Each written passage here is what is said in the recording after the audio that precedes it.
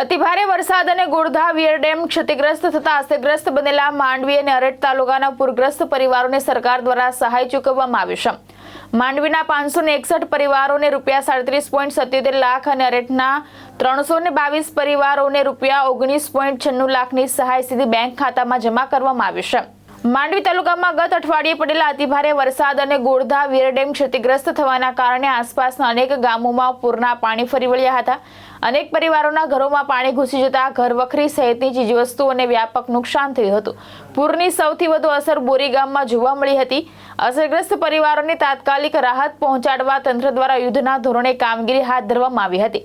સરકાર દ્વારા માંડવી તાલુકાના 561 પરિવારોને ₹37,77,000 અને અરેઠ તાલુકાના 322 પરિવારોને ₹19,96,400ની સહાય ચૂકવવામાં આવી છે.